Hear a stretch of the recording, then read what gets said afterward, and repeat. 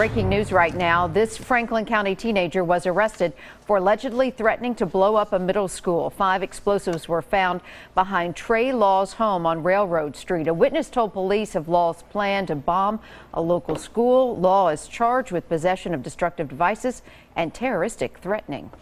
A violent fugitive wanted in 2 states is finally behind bars this morning. Cuthbert Langley at the Metro Jail Force getting information. So Cuthbert, where was he captured? Amy, what I've been told by police is this guy was on campus, at Tennessee State University when he was arrested. He was armed with a gun at the time, so he's now facing additional charges here in Davidson County. But his crime spree started up in North Dakota, if you can imagine that. According to our CBS affiliate there, Ebon Watkins was wanted for robbing a Ramada Inn back on August 24th. Watkins is accused of jumping over the counter and demanding money from the clerk there at gunpoint. He then ran off from the inn and hopped on a Greyhound bus that was allegedly headed for Minneapolis. But yesterday afternoon, Metro Police got a tip that the suspect was actually here in Music City on the campus at TSU. So police went there. Sure enough, they found the guy. And when they were arresting him, they found a loaded revolver in his pocket, presumably the same weapon used in that robbery at the Ramada Inn in North Dakota. So police arrested him, brought him back here to the Metro Jail. So he has to go through a court hearing dealing with the charges he's facing here in Davidson County. And then after that, he will be extradited back to North Dakota. The timing of all that is still unclear at this point. But as soon as we get updates, we'll be sure to bring those to you on NewsChannel5.com. We're live here at the Metro Jail. Cuthbert Langley, News Channel 5. All right, Cuthbert, thank you. And happening right now, a cold case heats up. Investigators are working to close in on a guy wanted for a deadly shooting that is 3 years old. News Channel 5's Matthew Torres live for us here in the studio. And Matthew, who are investigators looking for? Well, police are searching for 23-year-old John Eddings Jr. Eddings is accused of shooting and killing 45-year-old Calvin Boudin. The grand jury indicted him on a first-degree murder charge just yesterday. Now, this is nearly 3 years after detectives say Boudin died after he was shot during a robbery. Now, the video you are seeing right now is from the scene on Claiborne Street just outside J.C. Napier's back in November of 2012.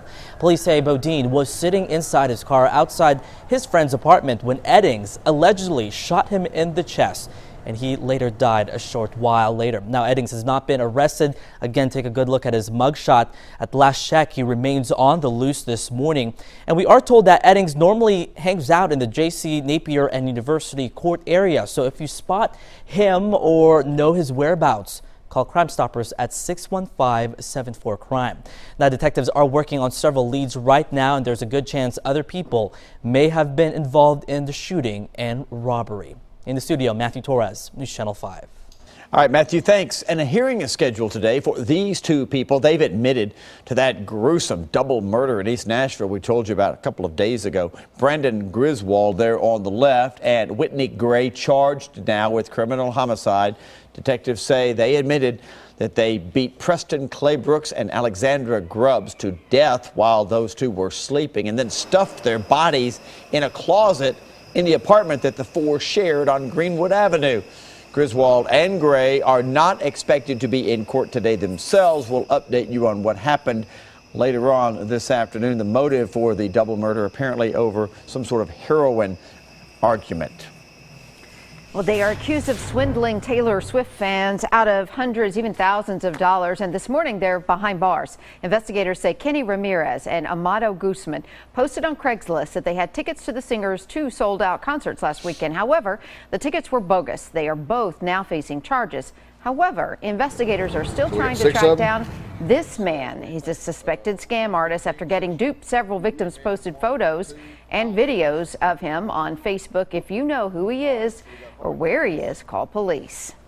Disturbing allegations landing the wife of a youth minister in handcuffs. Ariel Stevenson, pictured right there, is accused of having a sexual relationship with the 17-year-old that she met at their Franklin church. The 25-year-old woman is facing several charges, including statutory rape. She's expected to go to court next month. And this man is facing 7 counts of aggravated sexual battery this morning. Gerald Kamenchuk was arrested in Montgomery County yesterday. He has since bonded out. We're waiting on more details regarding his arrest. A beloved Nashville producer is recovering from surgery in the hospital this morning. Meanwhile, his attacker is still on the loose.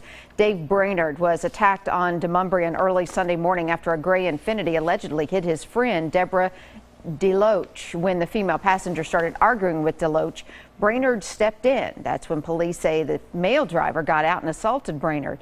He was left unconscious with a broken jaw and other injuries, and the suspects drove off. These people that did this, it's just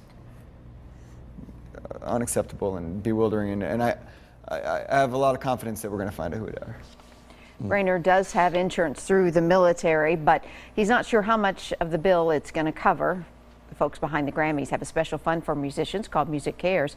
We have a link up on our website if you're interested in donating. And if you know anything about the attack or the suspects, call Metro Police.